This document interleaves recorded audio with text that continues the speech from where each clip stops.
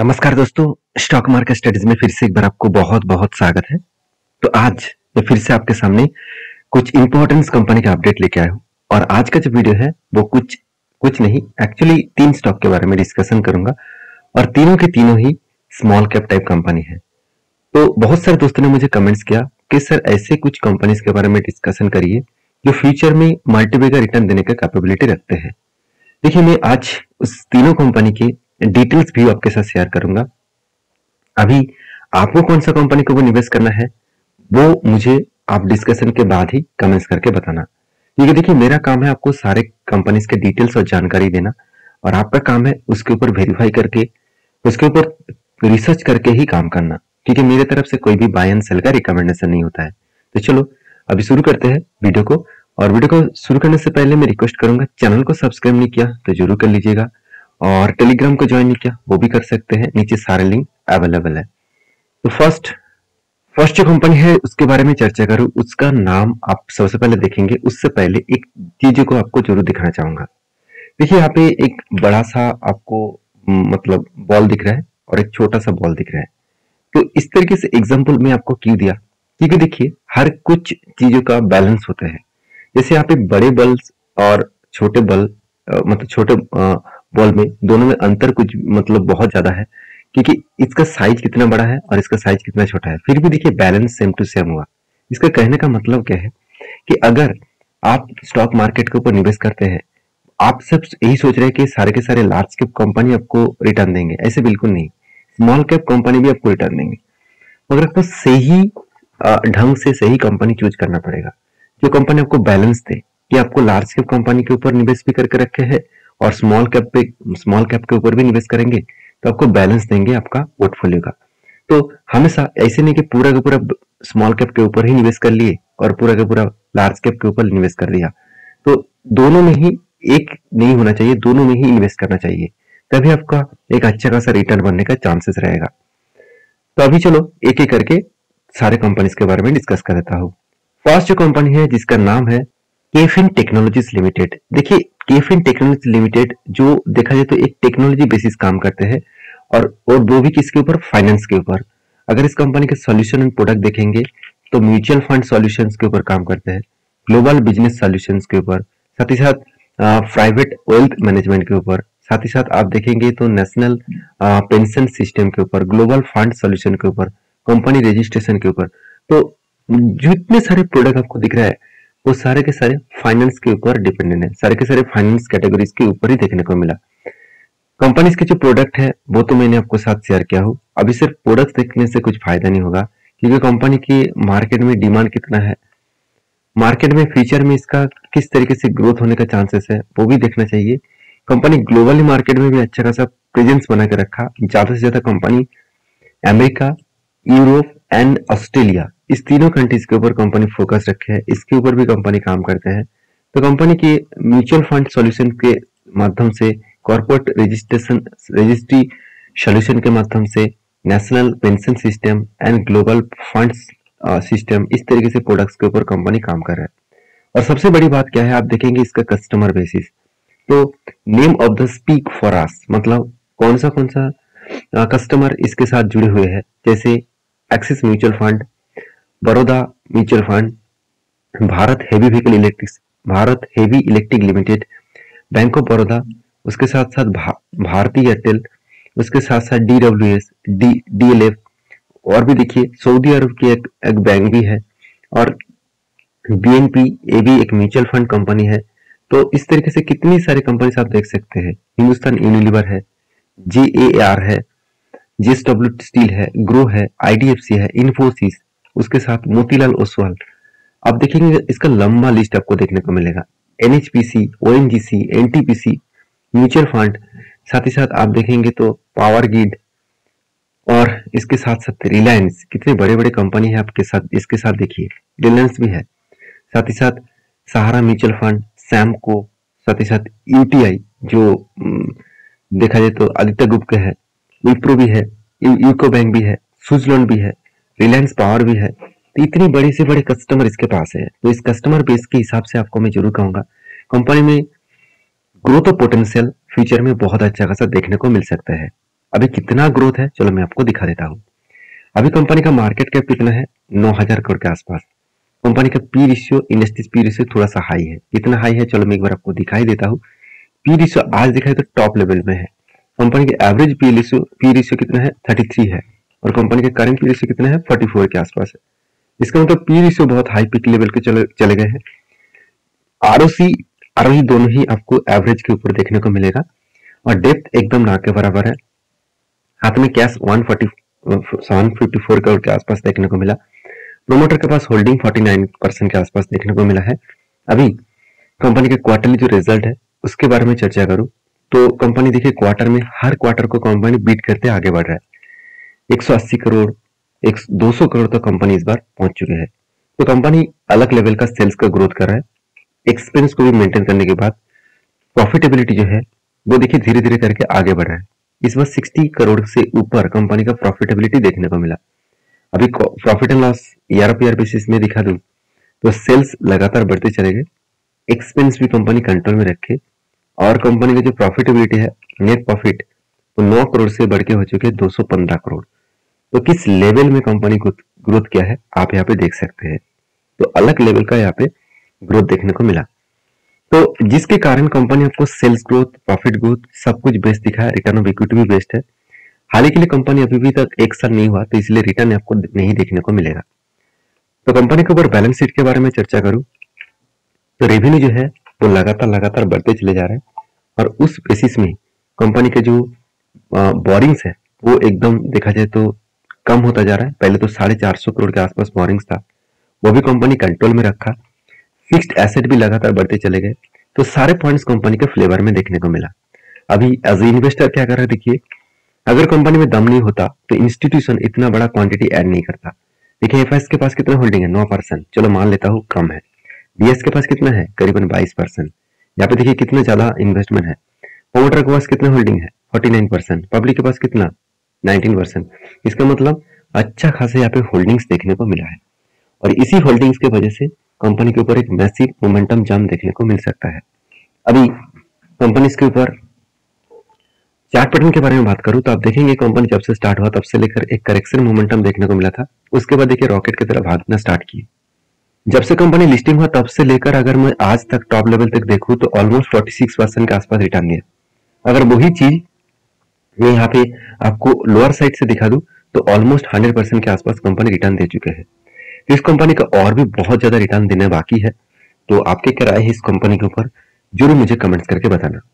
Next जो company है जिसके बारे में बात करूं उसका नाम है एमटार टेक्नोलॉजीज लिमिटेड। एमटार टेक्नोलॉजीज लिमिटेड आप सभी जानते हैं इस कंपनी का बिजनेस जो इसरो के साथ भी जुड़े हुए हैं, स्पेस रिसर्च सेंटर के साथ, डिफेंस के साथ, उसके साथ साथ आप देखेंगे तो डिफेंस एरोस्पेस के साथ भी काम कर रहे हैं। 40 ईयर से भी ज्यादा इस कंपनी डिफेंस सेक्टर के साथ जुड़े हुए हैं। उसके साथ साथ देखिए हाइड्रोजन जो क्लीन एनर्जी है उस प्रोजेक्ट के ऊपर भी कंपनी काम कर रहा है। उसके साथ सोलर प्रोजेक्ट, विंड प्रोजेक्ट, इस तरीके से प्रोजेक्ट के ऊपर भी कंपनी काम कर रहा है। तो सोचिए कंपनी का कितना हाई ग्रोथेबल चांस है आगे बढ़ने का।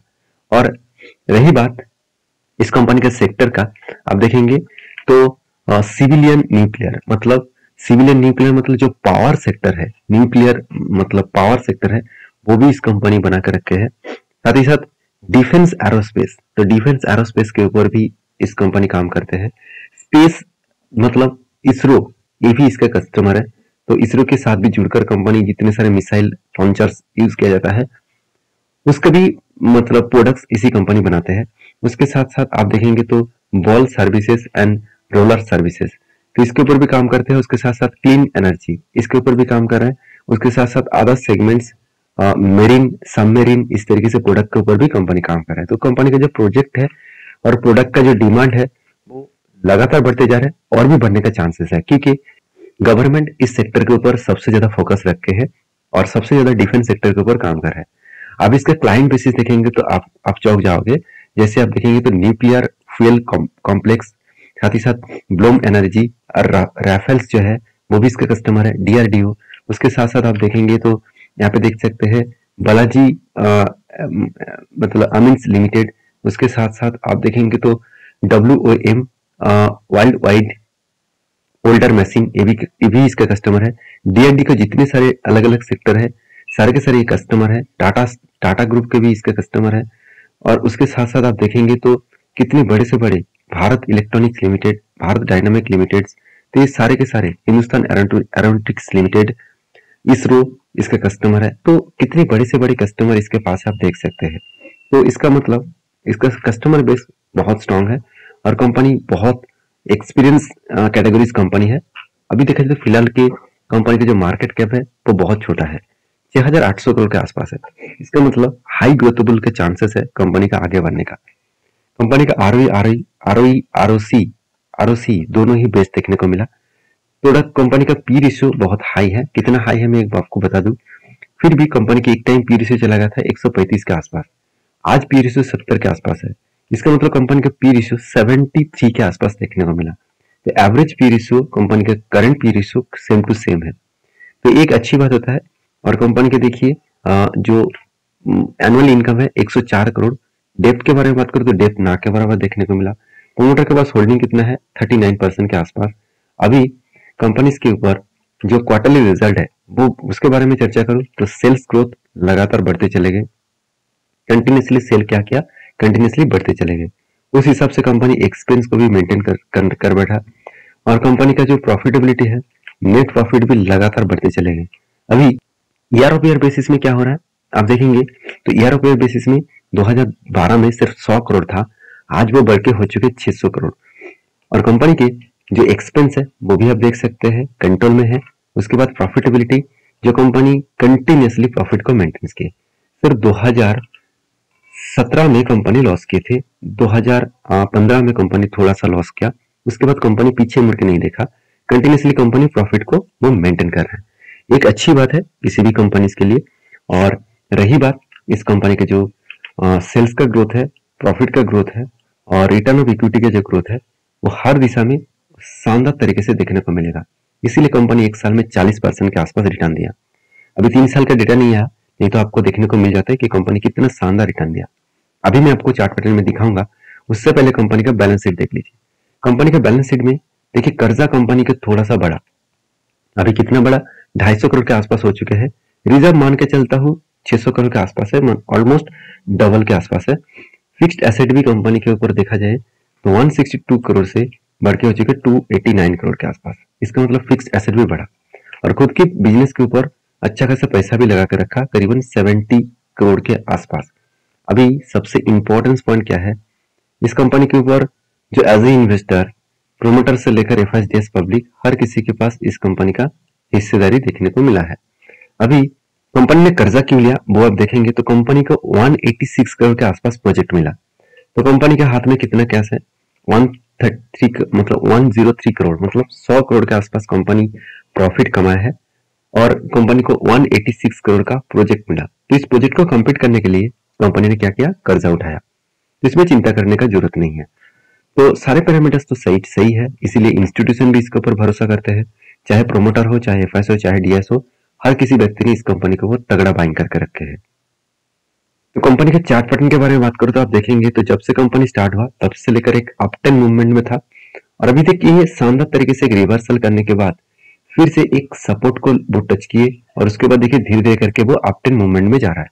तो मुझे लगता है यहाँ पे जो हायर लेवल है करीबन 2440, इस लेवल को अगर ब्रेकआउट करे तो एक बड़ा सा मोमेंटम देखने को मिल सकता है। बाकी आप समझदार है, समझदारी से जरूर काम करिएगा। नेक्स्ट जो कंपनी है जिसके बारे में बात करूं उसका नाम है मोल्टेक पैकेजिंग लिमिटेड। तो मोल्टेक पैकेजिंग लिमिटेड, इस कंपनी के बारे में चर्चा करूंगा। कंपनी बहुत शानदार कंपनी है। बहुत शानदार मैं इसीलिए बोला हूं क्योंकि कंपनी के जो प्रोडक्ट है, कंपनी के जो बिजनेस है, वो बिजनेस देखेंगे तो आपको पता चलेगा कि हाँ इस प्रोडक्ट के डिमांड आज जितना है फ्यूचर में और भी बहुत ज्यादा बढ़ने का चांसेस है। उसका डेटा मैं पूरा का पूरा आपके साथ शेयर करूंगा। पहले देखिए कंपनी का मार्केट कैप कितना है, करीबन 3000 करोड़ के आसपास। इसका मतलब ये भी एक स्मॉल कैप टाइप कंपनी है और एक छोटा सा कंपनी है। अगर यही चीज को वेबसाइट के हिसाब से बात करूं तो कंपनी के जो प्रोडक्ट है आप यहाँ पे देख सकते हैं। कंपनी के जो प्रोडक्ट है एक्चुअली कंपनी जितने सारे मतलब डब्बे होते हैं, पेंट का डब्बा हो और भी कोई प्रोडक्ट का डब्बा हो, उसको बनाते हैं। देखिए हर कैटेगरी पेंट कंपनी इससे डब्बा बनाते हैं, चाहे वो आप एशियन पेंट हो, चाहे वो आप मतलब नारोलैक हो, चाहे आप देखा जाए तो बर्जर पेंट हो, चाहे आप कैस्ट्रॉल हो, गोल्फ हो, एएस के हो, तो सारे कंपनीज का प्रोडक्ट के डब्बा जो है वो यही कंपनी बनाते हैं। खाने पीने का चीज जो डब्बा है वो भी बनाते हैं। तो इसका सबसे इंपॉर्टेंट पॉइंट क्या है आप देखेंगे तो कंपनी पेंट का जो डब्बा है वो भी बनाता है। आप देखेंगे तो कौन सा पेंट, देखिए डीलक्स, उसके साथ साथ आप देखेंगे तो Asian paint, Berger paint, Nerolac, तो कितने बड़े बड़े क्लाइंट्स इसके पास है। उसके साथ साथ जो लुब्रिकेंट ऑयल है, गियर ऑयल है, जैसे आप टोटल है, साथ ही साथ कैस्ट्रॉल है, उसके साथ साथ अल्टीमा है, गोल्फ है, ये भी इसका कस्टमर है। और भी देखेंगे तो आइसक्रीम का जो डब्बा होते हैं, अमूल का आइसक्रीम का डब्बा, और भी देखिए और भी अलग अलग कैटेगरीज के जो डब्बा है वो भी इस कंपनी बनाते हैं। आइसक्रीम का डब्बा है, साथ ही साथ और भी कुछ प्रोडक्ट्स के खाने पीने का चीज का जो डब्बा है वो भी इस कंपनी बनाते हैं। साथ ही साथ आप देखेंगे तो जो कंटेनर है वो भी इस कंपनी बनाते हैं। साथ ही साथ जो रिफाइन, जैसे एफिफेसेंट कैटेगरीज के भी इसका प्रोडक्ट है। देखिए हर कैटेगरीज के प्रोडक्ट आपको देखने को मिलेगा। तो आप व्यू ऑल पे जाकर पूरे का पूरा प्रोडक्ट लिस्ट देख सकते हैं। अभी देखिए कंपनी का सबसे इंपॉर्टेंट पॉइंट, कंपनी का क्लाइंट्स। अगर आप क्लाइंट्स देखेंगे तो आपको पता चलेगा कि हाँ कंपनी में दम कितना है। उससे पहले कंपनी का कैटेगरीज जो इसका डब्बा है आप देख सकते हैं, हर कैटेगरीज का डब्बा यहाँ पे देखने को मिलेगा। तो इतने सारे डब्बे कंपनी बनाते हैं। तो देखिए आप कहेंगे सर डब्बे बनाने में क्या होगा।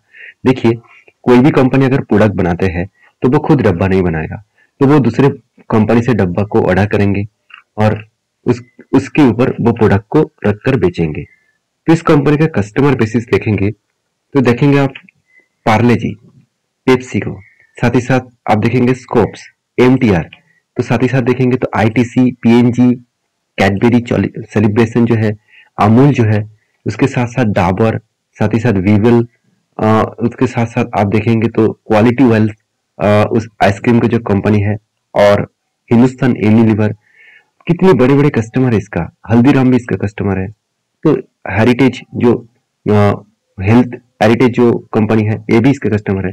साथ ही साथ डेयरी डे ये भी इसका कस्टमर है। मिल्क मिस्ट ये भी इसका कस्टमर है। तो सोचिए कस्टमर और क्लाइंट बेसिस कितना स्ट्रांग है, और इसी क्लाइंट बेसिस में कंपनी आगे बढ़ रहा है। कंपनी का 38 ईयर्स का एक्सपीरियंस है और 2000 से भी ज्यादा एम्प्लॉइज है, 200 भी ज्यादा इसका सेटिस्फाइड कस्टमर है। कंपनी का 10 ISO सर्टिफाइड भी है। तो कंपनी के हर दिशा में दिखाए तो पॉजिटिविटी देखने को मिला। अभी कंपनी कितना इंपॉर्टेंस परफॉर्मेंस कर रहा है फाइनेंशियली वो देखना जरूरी है। कंपनी का ROC ROE तो ठीक है, एवरेज के आसपास है।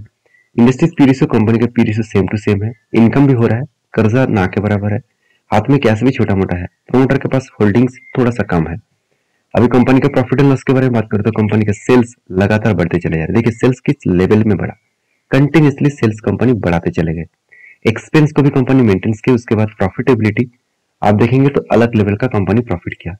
74 crore, 80 crore, company 64 crore, continuously profit को ग्रोथ कराते चले गए। इतने छोटे कंपनी होने के बाद भी इतना शानदार परफॉर्मेंस करना इतना आसान नहीं है।